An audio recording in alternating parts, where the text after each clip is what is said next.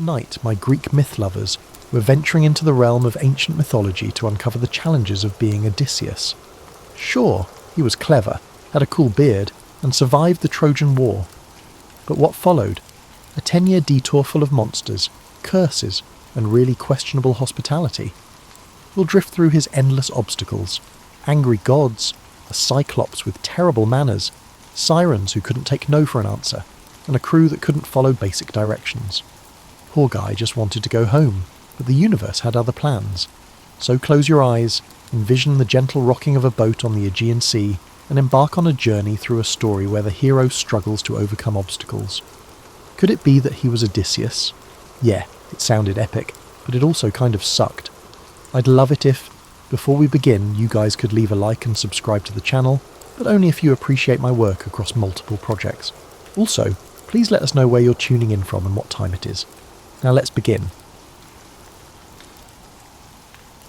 Picture this, you're sitting at home, probably enjoying a lovely cup of wine, and watching your baby son take his first wobbly steps. Life is wonderful. You've got a beautiful wife, a comfortable palace, and your biggest worry is whether the olive harvest will be as good as last year's. Then someone knocks on your door with the ancient world's equivalent of a draft notice. That's precisely what happened to you, Odysseus, when Menelaus showed up at your door around 1194 BC. Now, Menelaus wasn't just any neighbour. He was your brother-in-law's brother, and he had a problem. His wife Helen had run off with a Trojan prince named Paris, and Menelaus wanted her back. He didn't just want her back, he was assembling what would become the largest military expedition in Greek history to retrieve her. But here's the thing about you, Odysseus. You were smart, intelligent. You were intelligent enough to recognise this rescue mission for what it truly was. A 10-year commitment to a war that was likely to end badly for everyone involved. So when Menelaus came calling, you did what any reasonable person would do. You pretended to be crazy. You were not merely eccentric, you fully embraced the role of a method actor. You hitched a donkey and an ox to the same plough, which, if you know anything about farming, is like trying to parallel park with a shopping cart attached to your bumper. Then you started ploughing your fields in zigzag patterns, sowing salt instead of seeds. To anyone watching, you looked like you'd completely lost your marbles. It was actually a pretty brilliant plan. In ancient Greece, crazy people were generally left alone to do their crazy things. No one wanted to conscript the village madman for their holy war. You probably thought you were home free, settling in for a relaxing, peaceful fake insanity while everyone else sailed off to get themselves killed over someone else's marriage problems. But Menelaus hadn't brought just anyone with him. He'd brought Palamedes, who was almost as clever as you were. Palamedes took one look at your performance and knew exactly what you were up to. Therefore, he chose to expose your deception in the most terrifying manner imaginable. He picked up your infant son, Telemachus, your beautiful, innocent baby boy, and placed him directly in the path of your crazy plough. Suddenly, you had a choice. Maintain your cover and potentially harm your child, or reveal your sanity and get drafted into the Trojan War. Any parent knows there's really no choice at all. You immediately swerved the plough, scooped up little Telemachus, and probably gave Palamedes a look that could have melted bronze. Your cover was blown. Your brilliant plan had lasted all of 5 minutes against a man willing to use your child as a lie detector. And just like that, your quiet life was over. You were now committed to the Trojan War, one of the longest and most dangerous journeys in history. You were too clever for your own good, and someone else was just clever enough to figure you out. As you held your son and looked at the ships waiting in the harbour, you probably had no idea that saying goodbye to your family that day would stretch into a 20-year absence. You believed that you were only facing a difficult year, or possibly 2. Instead, you faced 2 decades of the most unfavourable circumstances any hero has ever encountered. The irony is almost painful. Your intelligence, which made you valuable to the Greek cause, also made you try to avoid it. And your love for your family, which motivated your deception, was precisely what Palamedes used to trap you. You were outsmarted by your best qualities, caught in a web woven from your virtues. So there you were, kissing your wife goodbye and promising you'd be back soon, having no idea that soon would turn into a journey so long and strange that people would still be telling stories about it 3,000 years later. Often, being the most intelligent individual in the room can lead to unfavourable outcomes. If you thought the recruitment process was awful, the actual war was like being stuck in the world's most violent and pointless corporate retreat. The war lasted for a solid decade. Imagine your longest, most frustrating work project. Multiply it by every office politics nightmare you've ever experienced, and then add swords and regular attempts on your life. The Trojan War wasn't like the movies make it seem. There were no quick, decisive battles followed by victory parades. Instead, it was a grinding, decade-long siege that turned into the ancient world's equivalent of the worst camping trip ever. You were stuck on a beach outside Troy's walls, living in tents, eating military rations, and dealing with the egos of heroes who made modern celebrities look humble. Take Achilles, for example. This guy was the greatest warrior who ever lived, and he knew it. He was like having a co-worker who's genuinely brilliant at their job but reminds everyone about it constantly. Except instead of being annoying in meetings, Achilles would sulk in his tent and refuse to fight whenever someone didn't acknowledge his superiority. And when Achilles didn't fight, people died. Many people perished as a result of Achilles' inaction. Then there was Agamemnon, the commander-in-chief, who had all the leadership skills of a particularly stubborn toddler. He'd make decisions based on wounded pride, steal other people's prizes, and generally ensure that every problem took twice as long to solve as it should have. You spent 10 years watching this man turn simple tactical decisions into epic disasters. But here's what really worsened it for you, Odysseus. You were the problem solver. Whenever something went wrong, and something always went wrong, everyone turned to you. Odysseus will figure it out, they'd say. Odysseus is clever. This meant that unlike other heroes who could concentrate on their specific skills, such as Achilles with his fighting or Ajax, who also specialised in fighting, you had to take on multiple roles: the diplomat, the spy, the strategist, and the general crisis manager. You were the one who had to talk Achilles out of his tent when his feelings got hurt. You were the one responsible for devising the secret missions that were conducted behind enemy lines. When they required someone to infiltrate Troy disguised as a beggar to assess their defences, can you guess who was given that prestigious task? Unsurprisingly, it wasn't the guy who dazzled in armour. And the pressure was constant. Every plan had to work, because if it didn't, more of your friends died. Every diplomatic mission was critical, because the alternative was watching the war drag on for another year. You had to be perfect at your job while others had off days. The worst part was that you could see how the war could end, but no one would listen. For years you suggested strategies that might have wrapped things up quickly. However, everyone preferred to proceed in a more difficult and honourable manner, which often resulted in increased casualties. It wasn't until year 10 that you finally convinced them to try your most famous idea, the Trojan horse. Even then, gaining approval was a challenging task. Hide inside a giant wooden horse and sneak into the city, they said. That's ridiculous. But they were desperate enough by then to try ridiculous things. Of course, it worked perfectly. You'd known it would work, you'd been thinking about it for years. One night of clever strategy accomplished what a decade of straightforward fighting couldn't. Troy fell, Helen was recovered, and suddenly everyone was ready to go home and tell stories about their glorious victory. You probably thought the hard part was over. You'd survived 10 years of war, outsmarted the Trojans, and helped end the longest siege in history. It was now time to sail home to Ithaca, embrace your wife and son, and perhaps indulge in a lengthy bath. The journey home was supposed to be the easy part, just a few weeks of sailing across familiar waters. You had no way of knowing that the war, awful as it was, would be the relaxing part of your story. At least during the war you were surrounded by allies, you had regular meals, and the enemies were clearly marked and fighting fair. The journey ahead would make 10 years of war look like a pleasant vacation. As you sailed away from the burning ruins of Troy, likely feeling confident in your cleverness and eagerly anticipating the comfort of your bed, you were unaware that you had just exchanged one nightmare for another, and this next nightmare wouldn't have any fellow heroes to help you through it. Sailing home from Troy should have been straightforward. It's not like you were navigating uncharted waters. These were well-known Mediterranean routes that Greek ships had been using for centuries. Think of it as taking the interstate home after a long business trip. You know the way, you've done it before. What could possibly go wrong? As it turned out, everything went wrong. Absolutely everything. Your first major mistake happened right after leaving Troy, and it perfectly captures why being you was such a special kind of torture. See, you just spent 10 years being the smart guy, the one with all the plans, the hero who solved impossible problems. Your confidence was likely at its peak. So when you spotted the island of the Cyclopes, instead of sailing past like a sensible person, you decided to stop and explore. Now, any reasonable travel advisor, would have told you that an island full of one-eyed giants was probably not the best place for a shore excursion. But you were curious, and curiosity was both your greatest strength and your most dangerous weakness. You wanted to see what Cyclops hospitality was like. Let me warn you, the experience was dreadful. You and your men ended up trapped in the cave of Polyphemus, a Cyclops who had all the charm of a grouchy bouncer and the table manners of a garbage disposal. This guy didn't just threaten to eat you, he actually started doing it, grabbing your men 2 at a time like they were appetizers at a very dark cocktail party. But here's where your intelligence saved you and doomed you at the same time. You came up with a brilliant escape plan. Get Polyphemus drunk, tell him your name was nobody, blind him with a sharpened stake, then escape by hiding under his sheep. It was clever, original, and it worked perfectly. However, it didn't work as planned.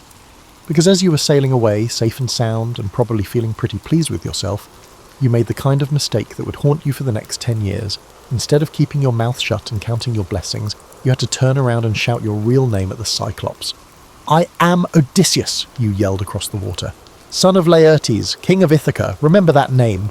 It was like escaping from a bank robbery and then stopping to hand the security guard your business card.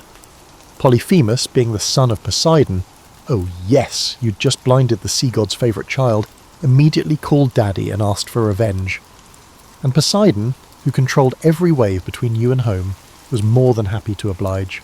Just like that, your journey home became a decade-long nightmare of divine harassment. This is what made being you so uniquely awful. Your greatest strengths kept turning into your worst enemies. Your curiosity got you into the trouble, your intelligence got you out of it, and then your pride got you into much worse trouble. It was like being trapped in a cosmic feedback loop designed by a particularly sadistic philosophy professor. From that point on, every day at sea was a new flavour of misery. Poseidon would whip up storms whenever you tried to make progress. Your ships would be sailing along nicely, and suddenly you'd find yourself in waves the size of apartment buildings, with winds that seemed personally angry at you. It was like having the world's worst commute, except instead of traffic jams, you got supernatural disasters, and the crew started to get nervous. These were experienced sailors who'd survived the Trojan War, but even they began to wonder if maybe their captain had angered the wrong god, which of course you had. Every time lightning split the sky or a wave threatened to capsize your ship, you could practically hear them thinking, maybe we should have stayed home and pretended to be crazy too. The really maddening part was that you could see other ships sailing by without any problems. Poseidon's grudge was specifically against you. Other sailors were having perfectly normal voyages while you couldn't go 5 miles without encountering some maritime disaster that violated several laws of physics. You were starting to realise that getting home wasn't going to be just difficult, it was going to require surviving whatever creative punishments an angry god could dream up. And Poseidon, as it turned out, had a very good imagination and a very long memory. The son you'd left as a baby was growing up without you. Your wife was dealing with increasingly aggressive suitors, and your kingdom was slowly falling apart, all because you couldn't resist solving one more puzzle and then bragging about it. If you've ever been on a vacation where everything that could go wrong did go wrong, you might sympathise with what happened next. Except your vacation was actually a desperate attempt to get home, and instead of lost luggage and overbooked hotels, you were dealing with monsters, witches, and divine intervention designed specifically to ruin your day. Take your stop at Aea, the island of Circe. Now Circe was a witch, not the harmless crystal-collecting kind, but the turns men into pigs variety. When your advanced scout team went to explore her palace, they came back as actual swine, not metaphorically. Your crew's men were oinking and rooting in the dirt, which was probably not what they signed up for.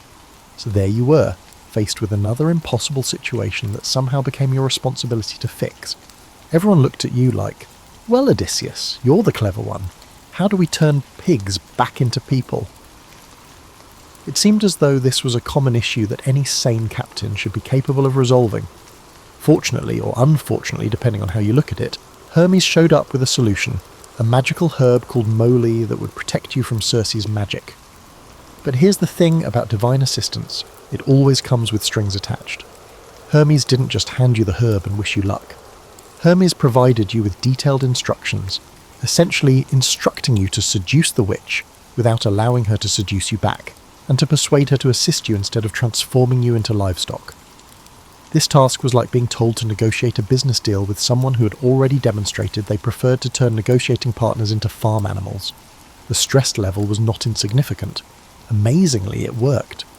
You managed to resist Circe's magic, convince her to restore your men, and somehow turn her into an ally instead of an enemy. She even gave you crucial advice about the dangers ahead. You were probably feeling pretty good about your diplomatic skills at this point. Then came the part that should have been a red flag the size of a small country. Circe told you that to get home, you'd need to visit the underworld and consult the dead prophet Tiresias, not send a message to, or ask someone else to check with. You personally had to go to the land of the dead and have a chat with ghosts. Let that sink in for a moment. Your GPS directions home included a literal trip to hell. The underworld wasn't like the cozy afterlife you might imagine from movies. It was a grim, grey place filled with the shades of everyone who had ever died, all of them desperate to drink blood so they could remember what it felt like to be alive. You had to perform sacrifices to attract the spirits, then try to have coherent conversations with dead people while surrounded by the moaning souls of everyone who had ever lived and died. And the advice you got? Tiresias basically told you that your journey was going to be even worse than you'd imagined. Poseidon was still furious. You'd face temptations that would destroy your crew, and even if you made it home, you'd find your house full of men trying to marry your wife and steal your kingdom. After all that, you'd have to go on another epic odyssey to appease Poseidon. It felt akin to visiting a fortune teller who foretold a future filled with natural disasters, familial issues and endless journeys.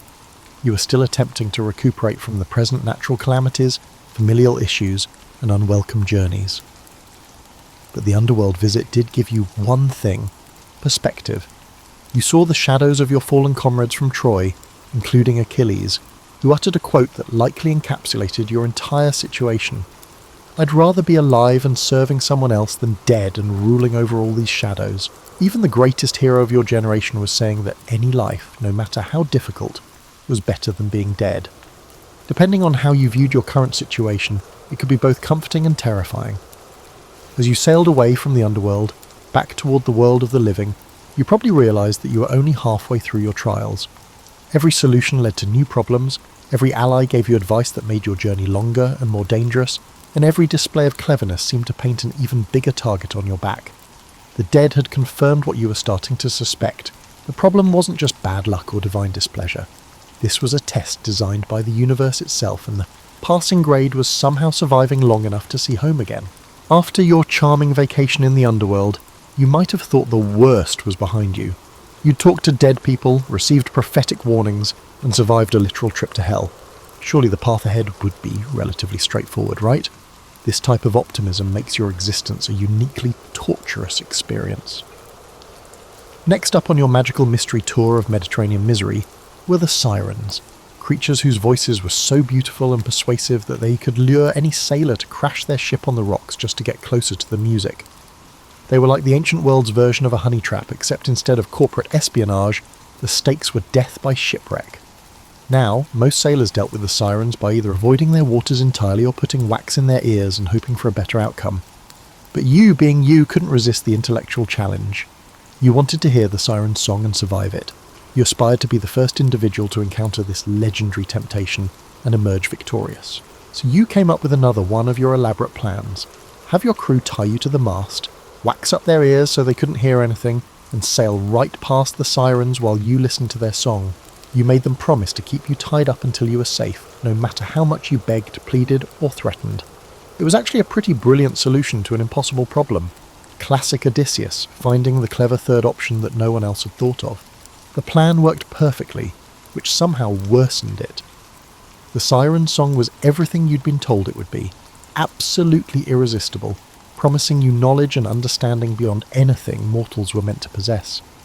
You spent the entire encounter straining against your ropes, begging your crew to let you go, probably saying things you'd be embarrassed about later. Your crew, to their credit, followed orders and kept you tied up until the danger passed. But the experience made you aware of what you lacked, which is worse than ignorance.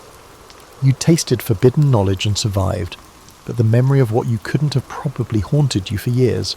And that was just the warm-up act.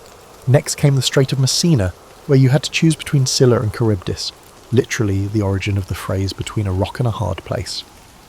On one side was Scylla, a six-headed monster who would snatch sailors from passing ships.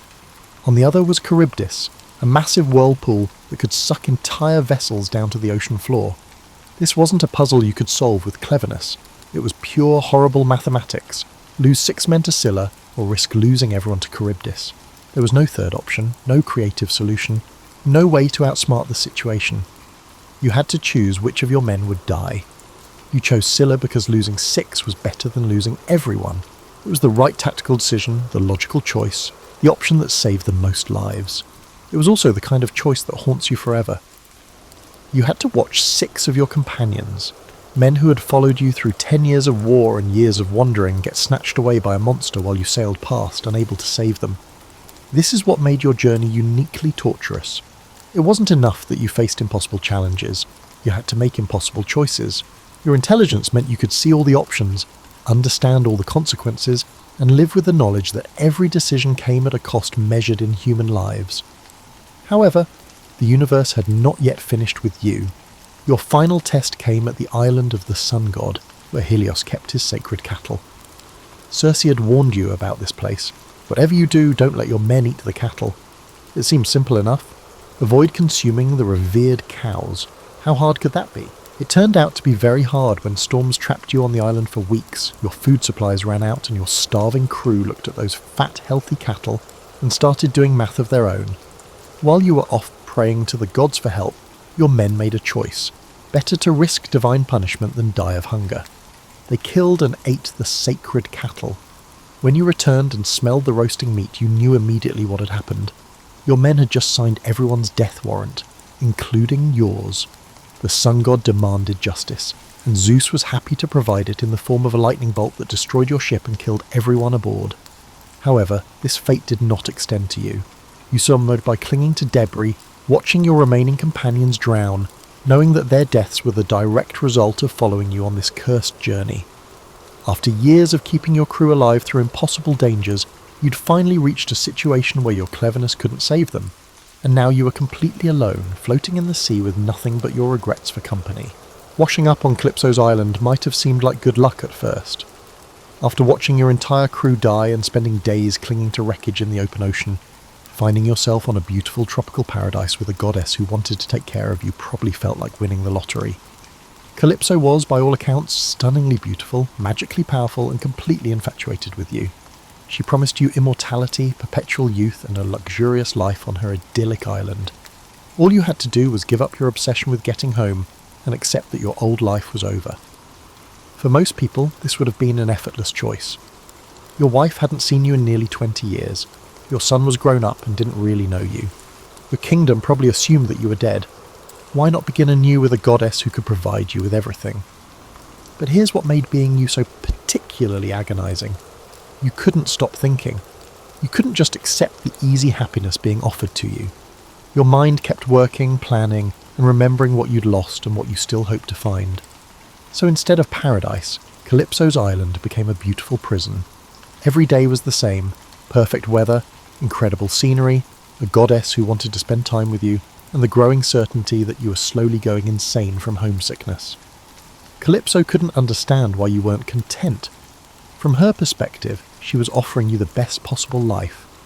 She saved you from drowning, gave you everything you wanted, and offered to make you immortal. What more could a mortal want? What you wanted was the one thing she couldn't give you, the choice to leave. This went on for 7 years. For 7 years you experienced beautiful sunsets that reminded you of the sunsets over Ithaca. 7 years of comfortable beds that weren't your bed. 7 years of pleasant conversation with someone who wasn't your wife. The 7 years in paradise evoked a sense of exile, as it didn't feel like home. You spent those years sitting on the beach staring at the horizon, probably driving yourself crazy with questions that had no answers. Was Penelope still alive? Had she remarried? Was Telemachus ruling Ithaca now? Did anyone remember that you'd once been a king, a hero, a husband and a father? The worst part was that you couldn't even properly hate Calypso. She wasn't evil like the Cyclops or monstrous like Scylla. She genuinely cared about you and couldn't understand why her love wasn't enough. She was trying to give you happiness, and your rejection of that happiness hurt her feelings, so you were trapped not just by divine power, but by guilt. Every day you spent longing for home was a day you were essentially telling this goddess that her perfect love wasn't good enough for you. Which, technically, it wasn't. But explaining that to someone who could turn you into a tree if she got frustrated required considerable diplomatic skill. The psychological torture was exquisite. You were surrounded by everything most people would consider happiness, and you were miserable. You had the love of a goddess, and you wanted the love of a mortal woman you hadn't seen in decades. You were being offered immortality, and you wanted to go home to grow old and die. It was like being offered the perfect job in a city you hated, or being given a mansion in a place where you didn't know anyone. It was both objectively wonderful and subjectively unbearable. And through it all, you had no idea if your suffering meant anything. You didn't know if the gods were testing you, punishing you, or just forgot about you. You didn't know if Penelope was faithfully waiting or if she'd moved on with her life. You were making this enormous sacrifice, turning down paradise for the possibility of home, without any guarantee that home still existed. Home, the only thing keeping you sane, was the same thing that had gotten you into this mess. Your stubborn, relentless intelligence. You couldn't stop thinking, couldn't stop planning, and couldn't stop believing that somehow, eventually, you'd find a way home. Even when home felt like a dream you'd had once, long ago in another life, before you'd learned that the price of being clever was being trapped forever in the consequences of your cleverness. After 7 years of this beautiful torture, rescue finally came from an unexpected source. The gods themselves had grown bored with your situation and decided to intervene. It was pleasant, yet it resulted in you being imprisoned in paradise for 7 years, simply because the divine powers had momentarily forgotten your existence. When Athena finally convinced Zeus to let you leave Calypso's island, you probably thought your troubles were nearly over. Sure, you still had to cross the sea on a makeshift raft, and yes, Poseidon got in one last shot by wrecking your boat just before you reached land, but you'd survived worse. The coast of Phaeacia looked like salvation itself. The Phaeacians were the ancient world's version of an incredibly helpful neighbour, always equipped with the appropriate tool and never posing awkward questions.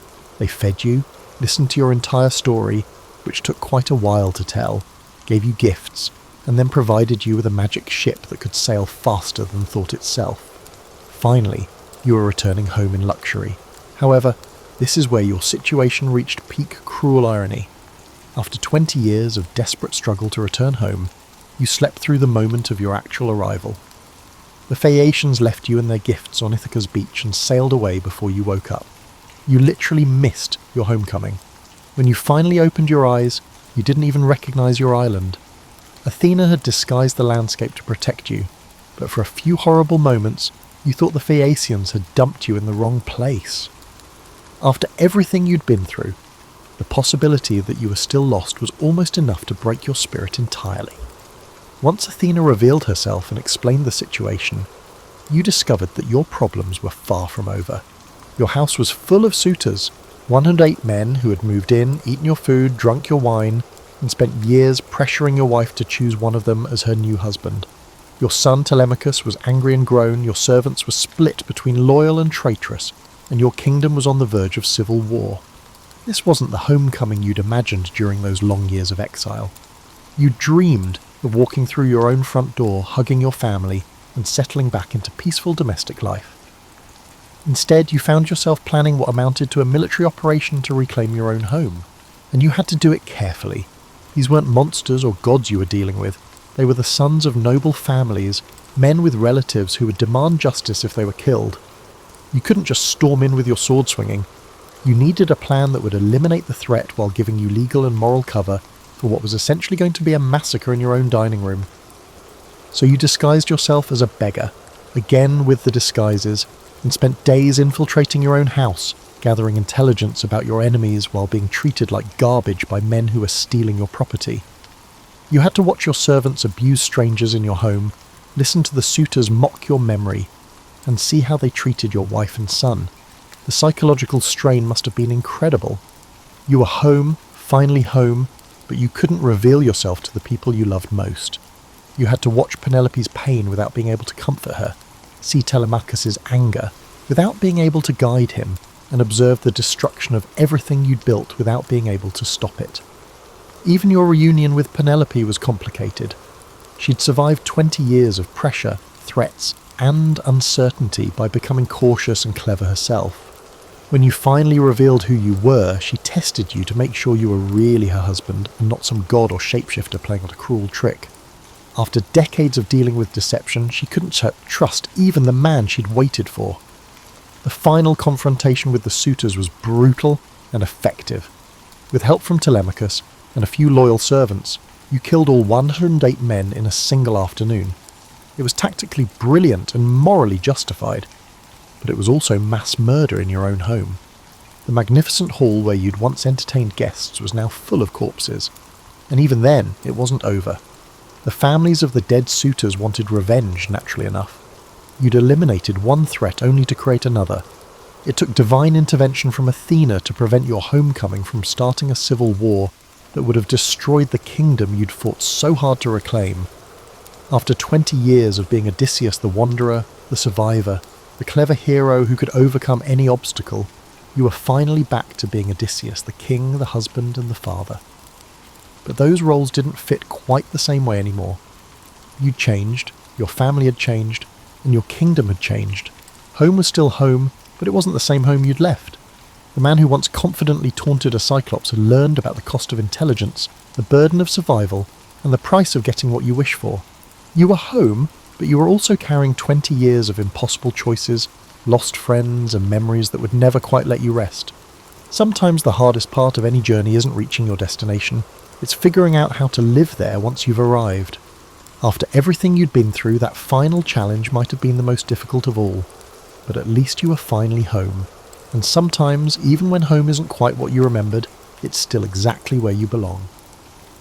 And so Odysseus sails on, weary and weathered, still searching for peace after years of being fate's favourite punching bag.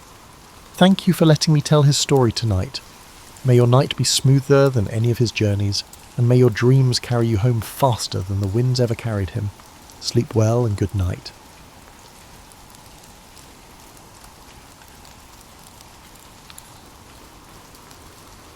You wake up one morning to find yourself not in your comfortable memory foam mattress, but on a straw pallet in what appears to be an ancient Greek dwelling.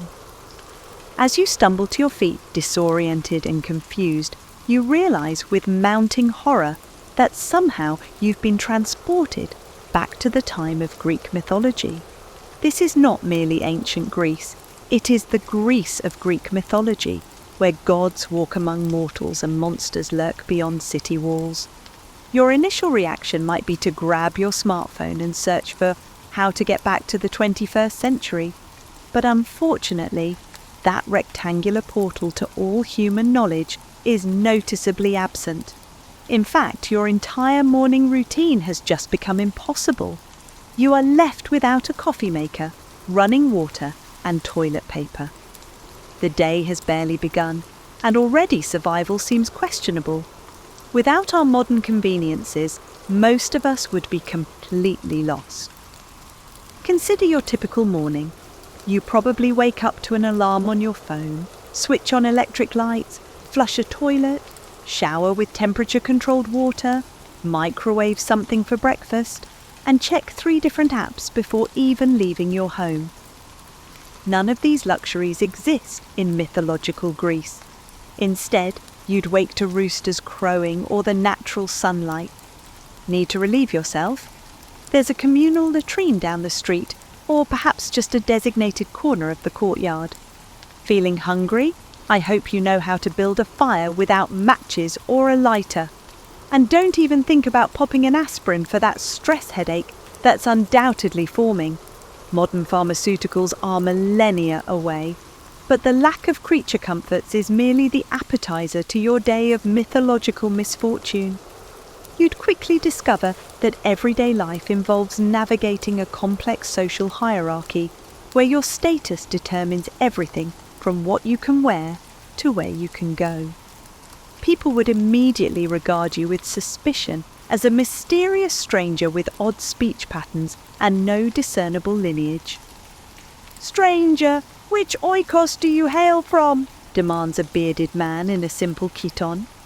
You stammer something about being from Chicago, a place that won't exist for thousands of years. "A barbarian, then," he concludes dismissively. "Perhaps a spy from Persia?" Before you can protest, you notice something peculiar about the city around you. Those aren't just statues of gods, they're actual temples where people are making sacrifices, genuinely believing that Zeus might hurl a lightning bolt their way if displeased. And in this reality, he actually might. In mythological Greece, religion permeates every aspect of daily life, not just a Sunday affair. Make a decision without proper sacrifice? Hubris. Forget to pour a libation before your meal? Disrespect. Walk past a shrine without acknowledgement? You have just offended a deity who, in contrast to the distant gods of modern religions, may take personal offence and punish you by transforming you into a constellation. Speaking of punishment, mythological Greeks had a particular talent for devising creative torment. Remember Sisyphus forever pushing his boulder up a hill? Or Tantalus standing in a pool of water he can never drink, beneath fruit he can never eat? The gods didn't just kill those who offended them, they engineered specifically tailored tortures that lasted for eternity. Even if you managed to avoid divine wrath, you'd still need to earn a living. Without transferable job skills, computer programming isn't particularly useful in the Bronze Age, you'd likely end up as manual labour, assuming anyone would hire a mysterious foreigner.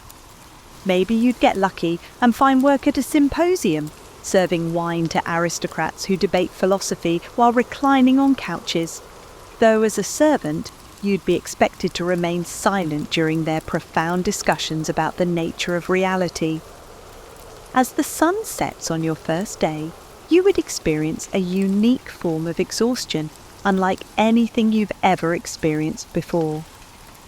This is not the mental exhaustion that comes from answering emails or the mild stress of traffic, but rather the bone-deep weariness that comes from hauling water, navigating social landmines, and constantly looking over your shoulder for signs of divine intervention. And all this assumes you've somehow managed to speak ancient Greek, or at least found someone patient enough to decipher your strange tongue. Without language, a society deeply suspicious of the unknown would further mark you as an outsider through gestures and expressions. The stars emerge above, forming constellations that tell stories of heroes and monsters. As you seek shelter for the night, one thing becomes abundantly clear. Surviving even 24 hours in the world of Greek mythology would require more than luck. It would demand a complete rewiring of everything you understand about the world and your place in it. And this is all before you've encountered your first mythological creature. Dawn breaks on your second day in mythological Greece, assuming you've survived the night without offending any household gods. You've decided the best course of action is to seek help. Consider seeking a wise oracle who can guide you back home. The term means travel, and in Greek mythology, travel is where things get particularly dicey. Modern travellers worry about flight delays and hotel bookings.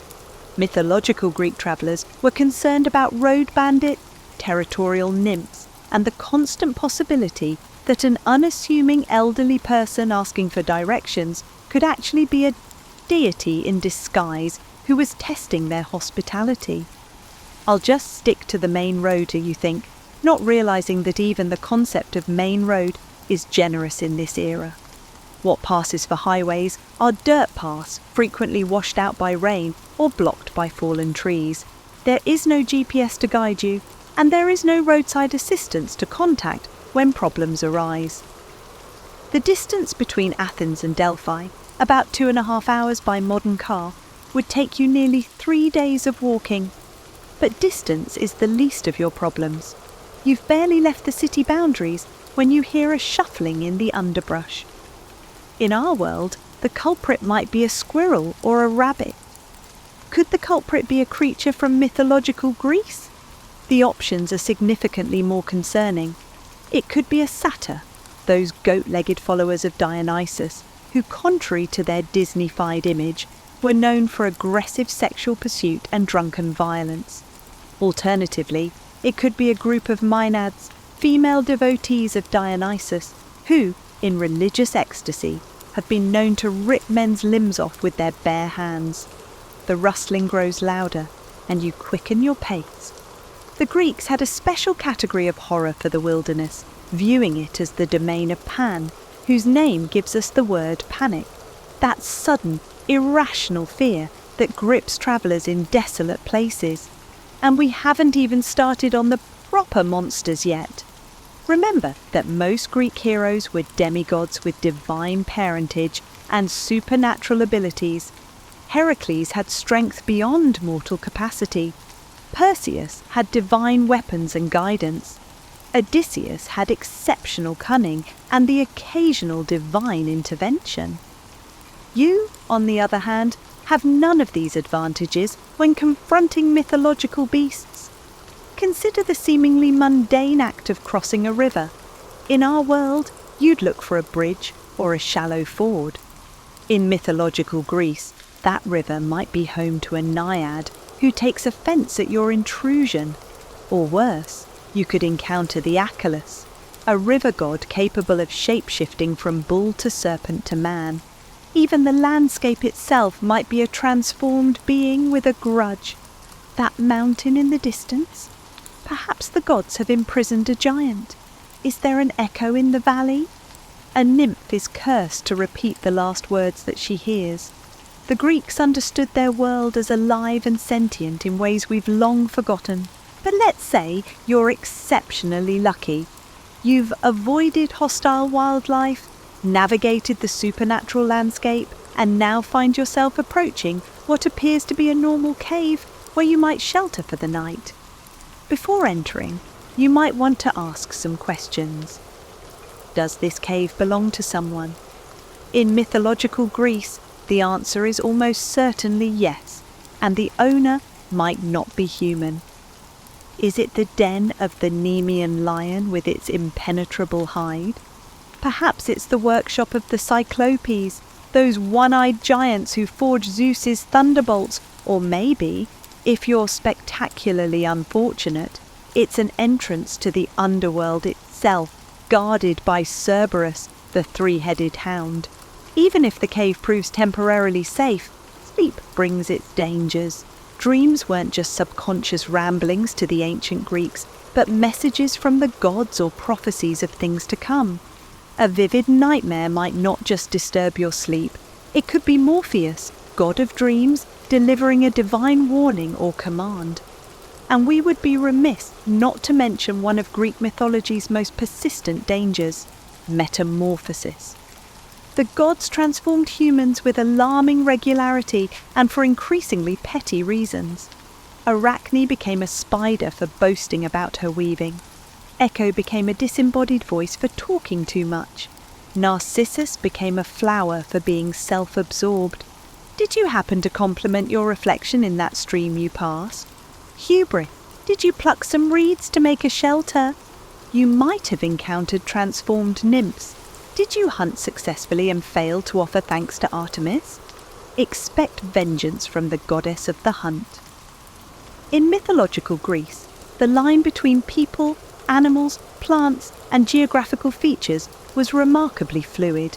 You might begin your journey as a human and end it as a constellation, a flower, or a cautionary tale told around a fire for generations to come. As night falls again, you realize that Greek mythological monsters weren't just physical threats. They represented the incomprehensible chaos of a world not yet fully explained by science. Every shadow concealed potential danger, and every unusual occurrence suggested divine interference. Modern humans, accustomed to rational explanations and physical laws, would find the constant supernatural uncertainty psychologically unbearable. And you still haven't found that oracle. By some miracle, or perhaps the whim of a god who finds your confusion entertaining, you've survived another night.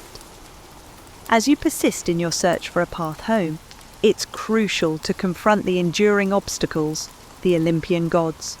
Forget everything popular culture has taught you about these deities.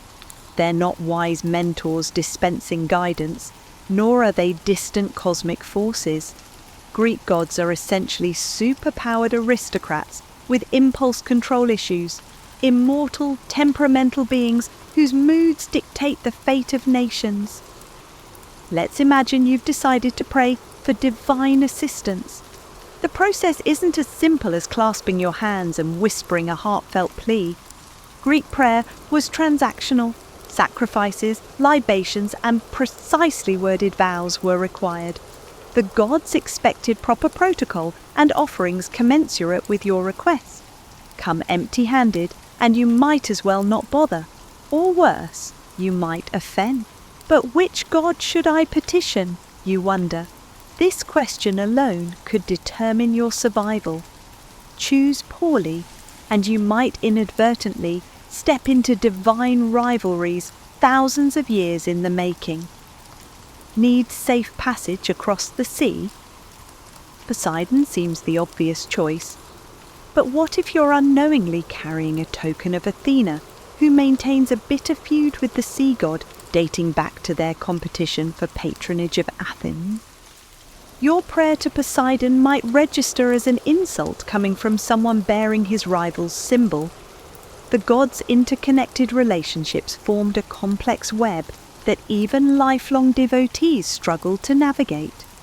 Imagine trying to understand office politics on your first day, except the office spans the cosmos, and a misstep might result in you being transformed into a constellation. Speaking of transformation, the gods were notoriously hands-on with mortals who caught their interest. Zeus, in particular, had a habit of assuming bizarre forms, bulls, swans, showers of gold, to pursue romantic conquests. Being considered attractive by a deity was rarely a blessing. Just ask Callisto, Io, or Semele, all devastated by divine attention. Even seemingly benign divine interest could end badly. When gods recognized exceptional human talent, jealousy often followed. Arachne's weaving skills earned her a contest with Athena and ultimately transformation into a spider. Marsyas challenged Apollo to a music contest, but his presumption led to his demise. Surely, you might think, if I'm respectful and avoid drawing attention, I'll be safe. Unfortunately, in Greek mythology, divine interference wasn't always earned or invited. Gods regularly used mortals as pawns in their squabbles, wrecking lives for reasons entirely unrelated to the individuals involved. Remember the Trojan War, an entire decade of bloodshed stemming from a divine beauty contest judged by Paris. Countless soldiers died because Hera, Athena, and Aphrodite couldn't settle their dispute among themselves. Even if you somehow managed to avoid personal divine attention, you'd still live in a world shaped by their capricious whims. Droughts, floods, plagues, and storms were all viewed as expressions of divine displeasure. A bad harvest might mean Apollo was offended. A stillborn calf could indicate Hera's wrath. The psychological burden of living in a world where natural disasters carried personal divine messages would be crushing. We haven't even touched on the practical challenges of deity worship. Greek religion lacked centralized dogma or scripture. Religious practices varied widely by region, with each city favoring different aspects of the same gods or maintaining unique local cults. An offering considered appropriate in Athens might be insufficient or inappropriate in Sparta. As an outsider without knowledge of local customs, every religious interaction would be a potential catastrophe. Use the wrong epithet for Zeus, pour a libation with the wrong hand, or wear the wrong colour when entering a temple. Any misstep could register as impiety. And the gods were watching. Unlike modern conceptions of divinity that emphasize omniscience from afar, Greek gods were physically present in the world. Is that beautiful stranger observing you from across the agora a personification of Apollo in human form? It could be a personification of Apollo in human form. The old woman is asking for shelter. Maybe Demeter is testing your hospitality. Is there an eagle circling overhead? Perhaps Zeus himself is surveying the mortal realm. Even your thoughts weren't private. The gods could perceive mortal intentions, punishing not just impious actions, but impious thoughts as well. The concept of thought crime isn't modern. It existed in a world where deities could literally read minds. As night approaches on your third day, you find yourself instinctively making small offerings before meals and whispering precautionary prayers before crossing rivers or entering groves. This behaviour is not due to genuine devotion, but rather to a growing sense of paranoia. Greek mythology quickly blurs the line between healthy caution and religious obsession when divine retribution is proven to be real.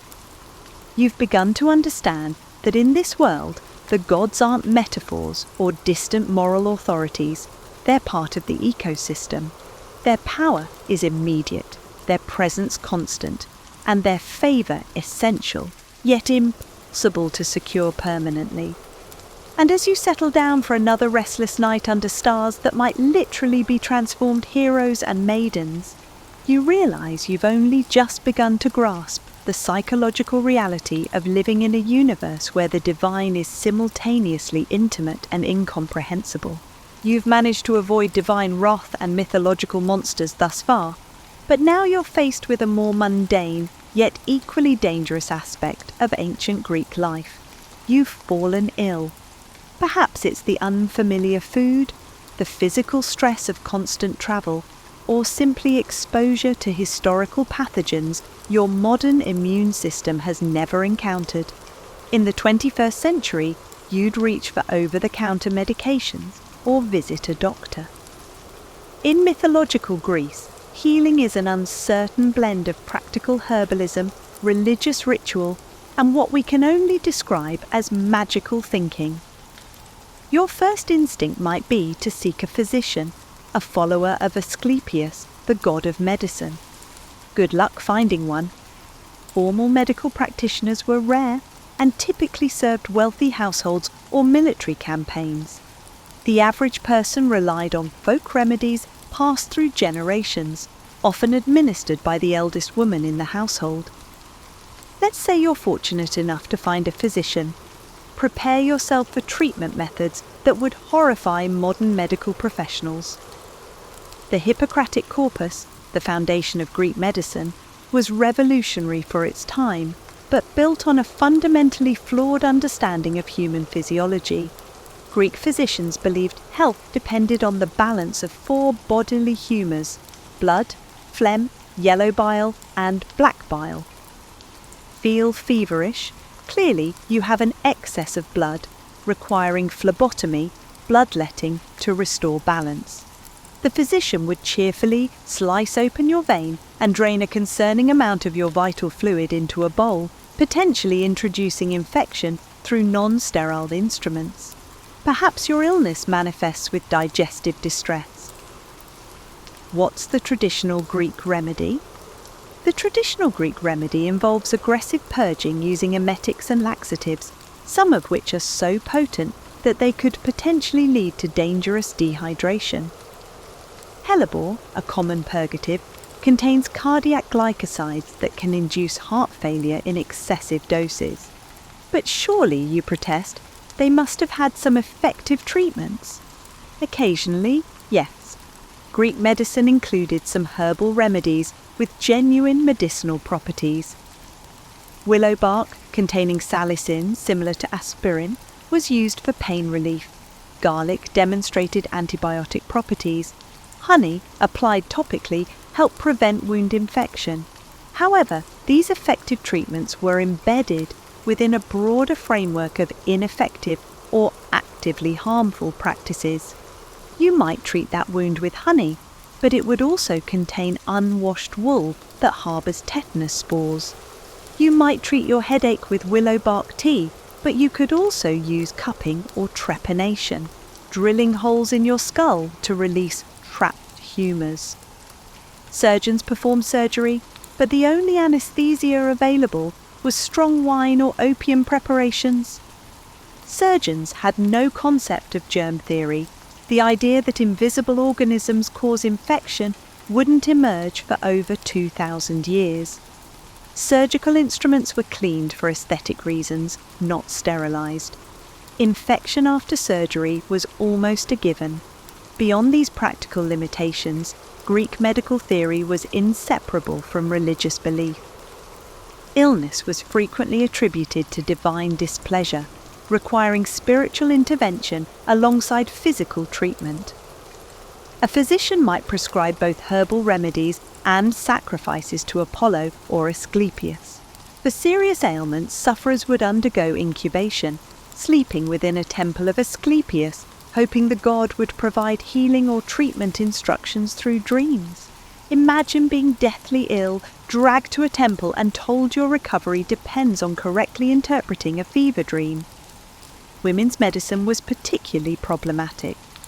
Greek physicians had limited understanding of female anatomy and believed the uterus was a mobile organ that wandered throughout the body, causing various ailments.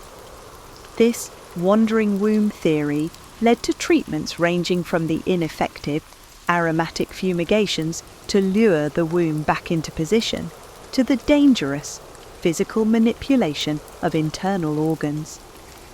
Complex rituals and questionable practices governed the already perilous process of childbirth in pre-modern times. Midwives relied on experience and tradition, but when complications arose, options were limited. There were no safe methods to stop hemorrhaging, no post-mortem caesarean sections, and no antibiotics for infection.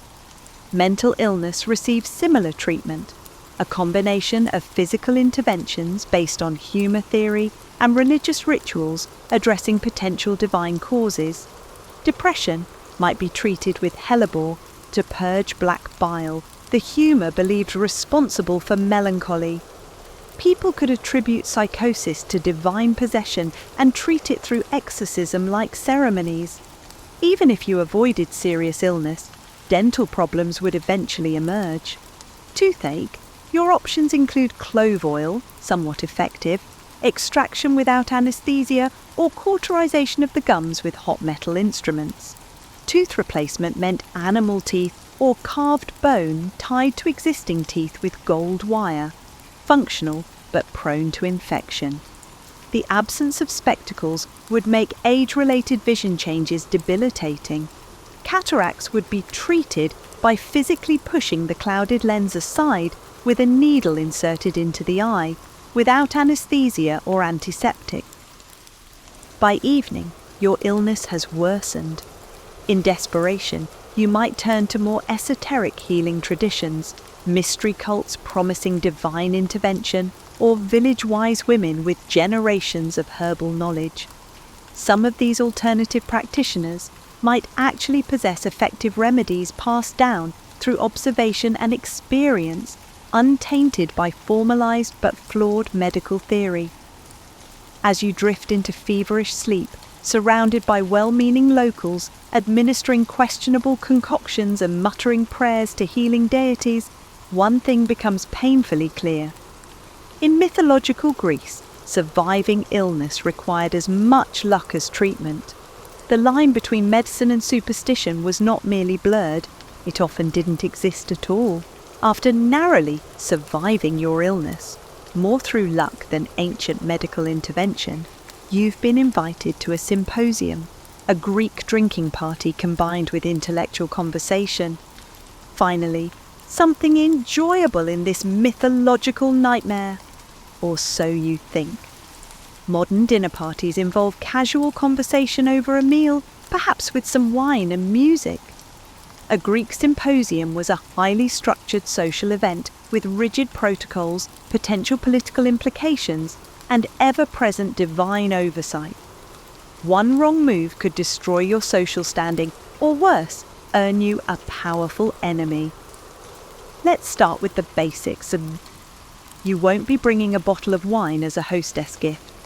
Instead, proper guests arrive with a carefully selected offering that reflects both their status and their relationship to the host. Too modest a gift suggests disrespect. Too lavish implies an attempt to outshine your host. a serious social offence in a culture obsessed with honour and shame. Upon arrival, slaves, yes, slavery was fundamental to Greek society, would wash your feet and hands. This step wasn't merely hygienic but ritualistic, purification before approaching the household gods. Refuse or perform the ritual incorrectly, and you've committed impiety before even reaching the dining room. Speaking of dining rooms, forget chairs around a table. Men reclined on couches arranged in a U-shape called the andron. Women, unless they were entertainers or servants, they wouldn't be present at all. Gender segregation was strict, with respectable women confined to separate quarters during male social gatherings. The meal itself begins with ritual libations, pouring wine onto the floor as an offering to the gods. Such an act wasn't optional or symbolic. It was a required acknowledgement of divine presence at the feast.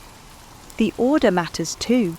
First to Zeus and the Olympians, then to heroes, then to Zeus Soter, Zeus the Saviour, at the end. Mess up this sequence, and you've just insulted the divine hierarchy. Now, about that wine. Greeks never drank wine unmixed. That was considered barbaric and potentially dangerous. Wine was diluted with water in specific ratios, usually 3 parts water to 1 part wine.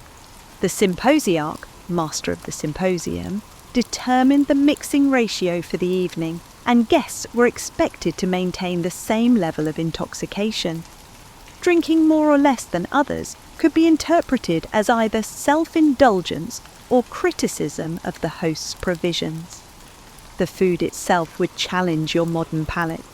Expect barley bread, olives, cheeses, figs and various meats, but nothing resembling your typical diet. Beef was rare, reserved for religious sacrifices. More common were fish, pork or goat. Utensils. The utensils were primarily limited to knives and spoons. People mostly ate with their hands, using bread as both food and a napkin.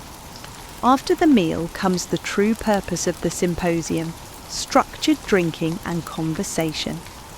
We expected each guest to contribute, whether it was through poetry recitation, philosophical discussion, or musical performance.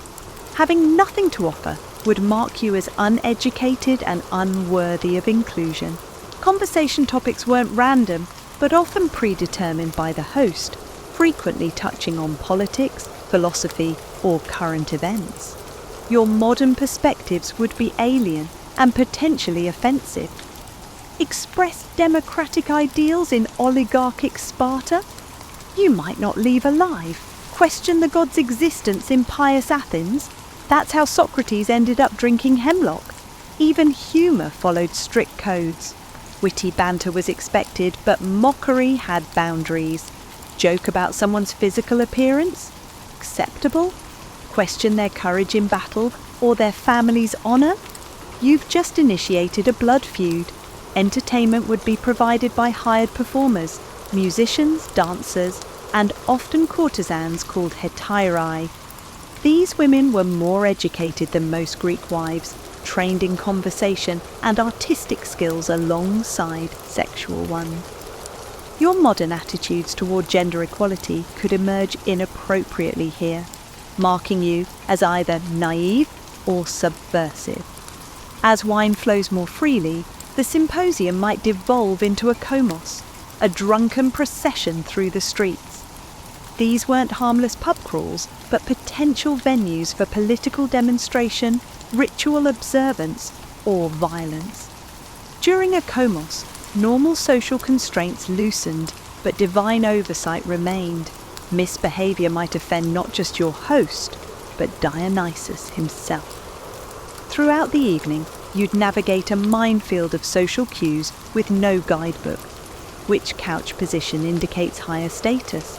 When is it appropriate to introduce a new conversation topic? Which gods should be invoked before specific discussion? Greeks spent lifetimes learning these unwritten rules. Religious elements permeated the entire experience. That casual toast, It was a ritual invocation crafted with precise wording. The garlands worn by guests? These garlands were sacred to specific deities. Even the arrangement of furniture had religious significance, with certain positions honouring household gods. By evening's end, your head swimming with unaccustomed wine and cultural missteps, you might find yourself having inadvertently insulted an important citizen, challenged religious orthodoxy, or committed accidental impiety, any of which could have consequences ranging from social ostracism to formal charges.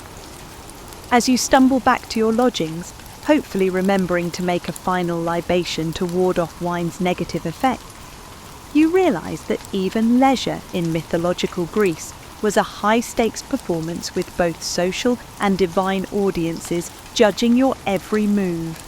We haven't even mentioned that your host's political foes may use the symposium to find or create evidence against them, and you. In a world without privacy laws or due process, a single evening's indiscretion could become tomorrow's criminal charge. After your symposium missteps, you've found yourself accused of a crime. Perhaps you inadvertently took wood from a sacred olive grove, failed to observe proper religious protocols, or simply angered someone with enough influence to fabricate charges. Whatever the alleged offence, you're now facing Greek justice, a system that would leave modern defendants longing for even the most flawed contemporary courtroom. First, let's dispel a common misconception. Despite inventing democracy, Athens, and Greek city-states generally, had no presumption of innocence, no professional judges, no trained lawyers, and certainly no DNA evidence. What they did have was a complex web of social obligations, religious implications, and public performance that determined one's fate. Your troubles begin with arrest, typically conducted not by professional law enforcement, but by any citizen who claimed to witness your offence. In Athens, these were officially called the 11, magistrates who handled arrests and executions, but in practice, initial detention could be carried out by virtually anyone of citizenship status. Bail existed, but not as a standardised system. Instead, you would need prominent citizens to vouch for your appearance at trial, citizens with property that could be seized if you fled. As a stranger with no connections, good luck finding anyone willing to take that risk. Pre-trial detention meant imprisonment in conditions that would horrify modern human rights advocates. Greek jails weren't correctional facilities, but holding pens, often private homes or workshops where you'd be chained to a post or placed in stock. Sanitation? Minimal. Food? Food is provided by friends or family, not the state. Without local connections, you might literally starve before your trial date. When your day in court arrives, prepare for a spectacle rather than a sober legal proceeding. Major trials took place before juries of hundreds, sometimes thousands, of male citizens. In Athens, the minimum jury size for serious cases was 501 people, specifically chosen to prevent bribery through sheer numbers. These jurors weren't selected for impartiality, but were ordinary citizens paid a small fee for service. They received no legal training, no instructions on weighing evidence, and were explicitly expected to bring their personal knowledge and biases into deliberations. The trial itself would be time-limited by a water clock, typically allowing each side a few hours to present their entire case. There would be no extended examinations or careful review of the evidence. How convincingly you could speak within your allotted time would determine your fate. But surely I can hire an advocate to speak for me. Not exactly. While friends might speak on your behalf, professional legal representation didn't exist. Litigants were expected to deliver their speeches, though wealthy defendants often hired speechwriters, logographers, to compose arguments they would memorize and deliver personally. Evidence, as we understand it today, played a surprisingly minor role. Physical evidence rarely featured in trials. Instead, the trials relied heavily on witness testimony, character references, and emotional appeals. Witnesses weren't cross-examined in the modern sense. They simply made statements, often sworn before the gods. After your symposium missteps, you've found yourself accused of a crime. Perhaps you inadvertently took wood from a sacred olive grove, failed to observe proper religious protocols, or simply angered someone with enough influence to fabricate charges. Whatever the alleged offence, you're now facing Greek justice, a system that would leave modern defendants longing for even the most flawed contemporary courtroom. First, let's dispel a common misconception. Despite inventing democracy, Athens, and Greek city-states generally, had no presumption of innocence, no professional judges, no trained lawyers, and certainly no DNA evidence. What they did have was a complex web of social obligations, religious implications, and public performance that determined one's fate. Your troubles begin with arrest, typically conducted not by professional law enforcement, but by any citizen who claimed to witness your offence. In Athens, these were officially called the 11, magistrates who handled arrests and executions, but in practice, initial detention could be carried out by virtually anyone of citizenship status. Bail existed, but not as a standardised system. Instead, you would need prominent citizens to vouch for your appearance at trial, citizens with property that could be seized if you fled. As a stranger with no connections, good luck finding anyone willing to take that risk. Pre-trial detention meant imprisonment in conditions that would horrify modern human rights advocates. Greek jails weren't correctional facilities, but holding pens, often private homes or workshops where you'd be chained to a post or placed in stock. Sanitation? Minimal. Food? Food is provided by friends or family, not the state. Without local connections, you might literally starve before your trial date. When your day in court arrives, prepare for a spectacle rather than a sober legal proceeding. Major trials took place before juries of hundreds, sometimes thousands, of male citizens. In Athens, the minimum jury size for serious cases was 501 people, specifically chosen to prevent bribery through sheer numbers. These jurors weren't selected for impartiality, but were ordinary citizens paid a small fee for service. They received no legal training, no instructions on weighing evidence, and were explicitly expected to bring their personal knowledge and biases into deliberations. The trial itself would be time-limited by a water clock, typically allowing each side a few hours to present their entire case. There would be no extended examinations or careful review of the evidence. How convincingly you could speak within your allotted time would determine your fate. But surely I can hire an advocate to speak for me. Not exactly. While friends might speak on your behalf, professional legal representation didn't exist. Litigants were expected to deliver their speeches, though wealthy defendants often hired speechwriters, logographers, to compose arguments they would memorize and deliver personally.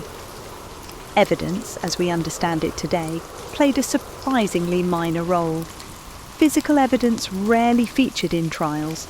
Instead, the trials relied heavily on witness testimony, character references, and emotional appeals. Witnesses weren't cross-examined in the modern sense. They simply made statements, often sworn before the gods.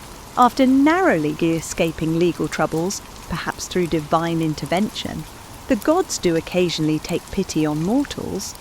You've decided your best chance at returning home is to seek one of the legendary heroes of Greek mythology. Surely, Heracles, Perseus, or Odysseus could help someone in your predicament. This plan reveals a fundamental misunderstanding of Greek heroic figures. Unlike modern superheroes dedicated to protecting civilians and fighting injustice, Greek heroes were complicated, often dangerous figures whose involvement in your life would likely create more problems than it solved. Let's start with the obvious challenge: finding a hero. These weren't public servants with headquarters or consistent territories. Heroes wandered, undertook specific quests, or ruled kingdoms. Many spent significant time in the underworld, on distant islands, or transformed into constellations. Your chances of accidentally encountering one were slim, and deliberately tracking one down was nearly impossible without divine guidance. But let's assume extraordinary luck. You've encountered Heracles himself, Greece's greatest hero, between his legendary labours. Before approaching him with your request, consider his temperament. Heracles was known for berserker rages during which he killed his wife and children. His response to minor slights included murdering guests and servants. Even in his lucid periods, he demonstrated poor impulse control and questionable decision-making. Surely other heroes would be more stable, you might think. Consider Theseus, founder king of Athens.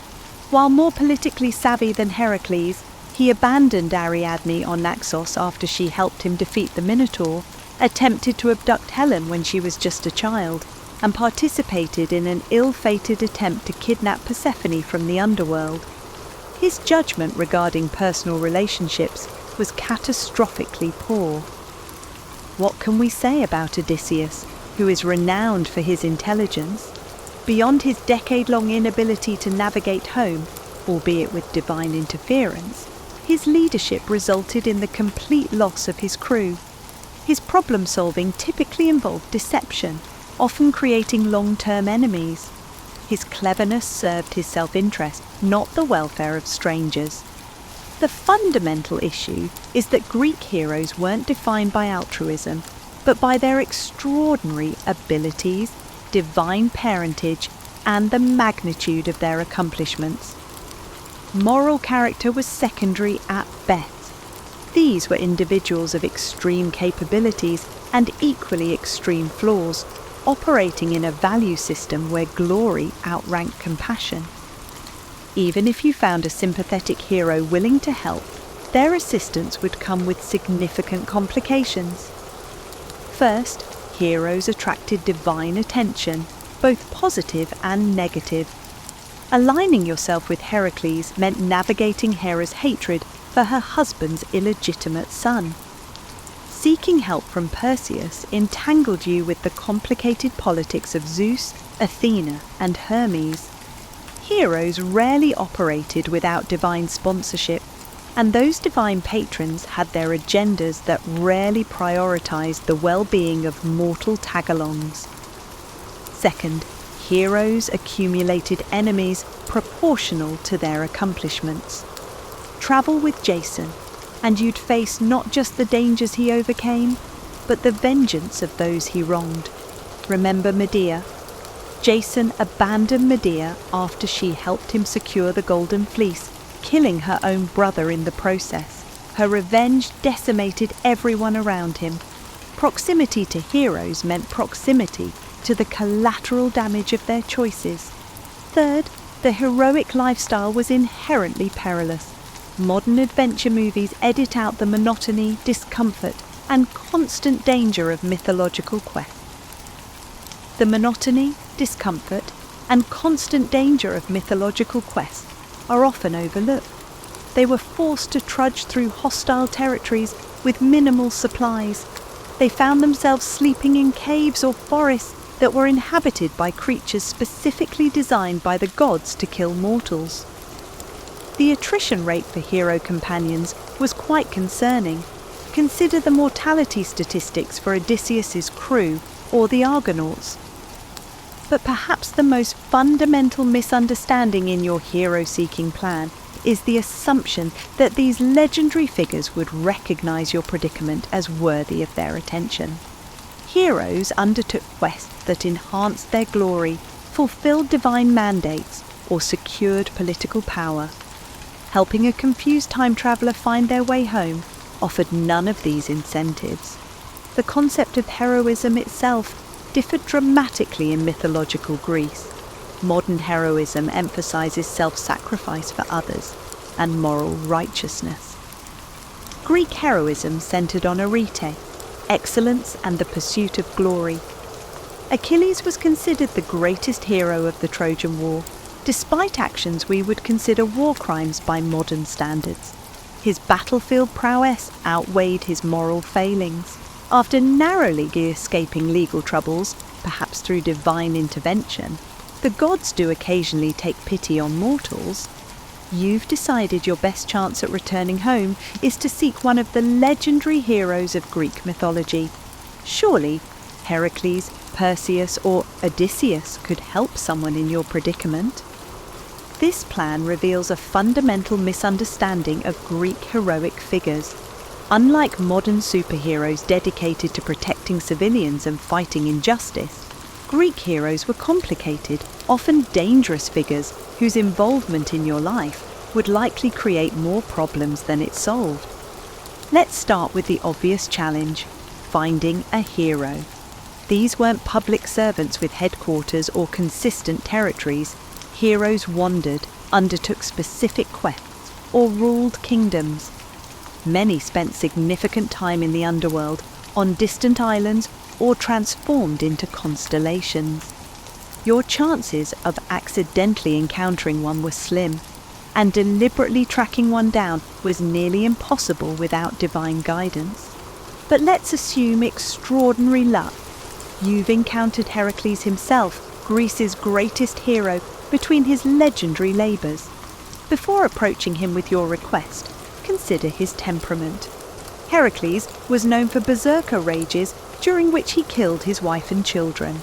His response to minor slights included murdering guests and servants.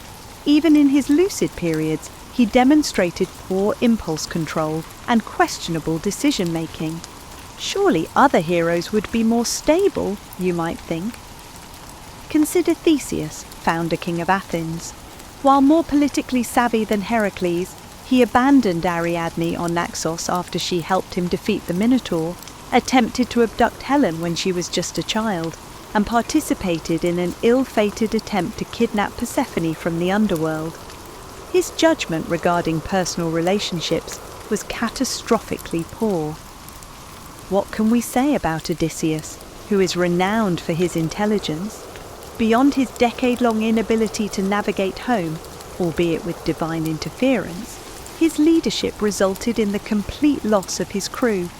His problem-solving typically involved deception, often creating long-term enemies. His cleverness served his self-interest, not the welfare of strangers.